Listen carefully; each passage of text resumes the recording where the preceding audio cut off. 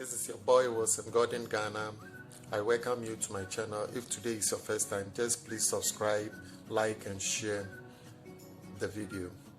Please, I would like us to educate ourselves this morning. Always we educate ourselves because this is the youth channel. I was on the social media and I went by with a certain video which our president Nana Akufo-Addo did on the social media. So I would like to show you the excerpt of the video so that we can continue our video. Our region and our continent on the basis of whatever support the Western world or France or the European Union can give us. It will not work. It has not worked and it will not work. Our responsibility is to charter a path which is about how we can develop our nations ourselves.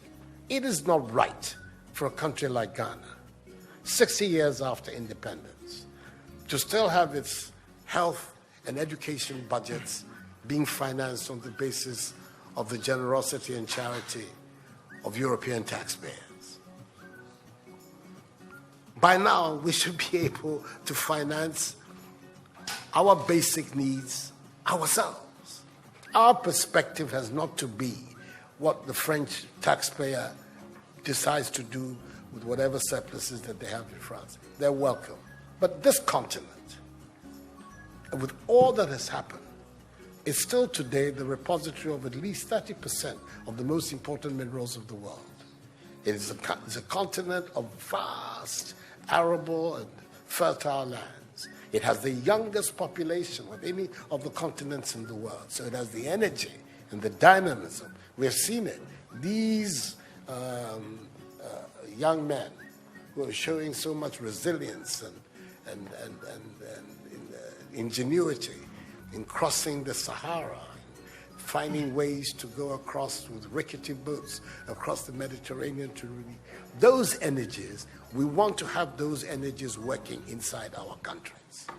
And we're going to have those energies working in our countries if we begin to build systems that tell the young people of our country that their hopes, their opportunity are right here with us. Migration and the movement of people is being presented in a manner which suggests that somehow it's a new phenomenon. There's nothing new about it. It's as old as man, the movement of people. And it has always been linked to the same thing. The failure of where you are to provide you with an opportunity, so you move somewhere else. Those of you who are familiar with 19th century European history would know that the biggest wave of immigration in 19th century Europe, the latter part of it, came from Ireland and from Italy. Waves upon waves, generations of Italians and the Irish people left their countries to seek the American paradise, largely because Ireland was not working, Italy was not working. Today, you don't hear it. Italian young people are in Italy. Irish young people are in Ireland. We want young Africans to stay in Africa. And how are they?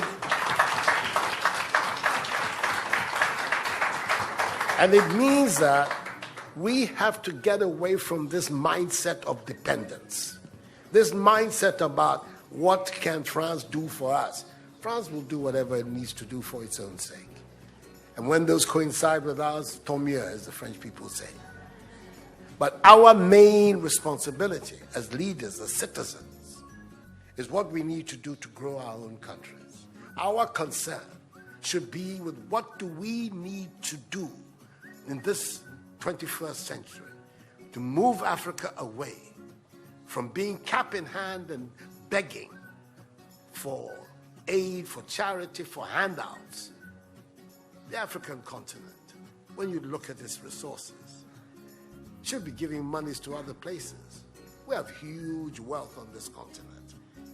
I say so with the greatest of respect to the French president. I think that the cooperation of France is something that I am, as you know, a strong friend of France. I am Francophile. So I don't have any difficulty with that. But I'm talking about our own propulsion, what we need to do to get our countries to work so that we can create the conditions that would allow our young people to forego this hazardous effort to get to Europe. They're not going there because they want to. They're going there because they don't believe they have any opportunities in our countries. So that should be our focus.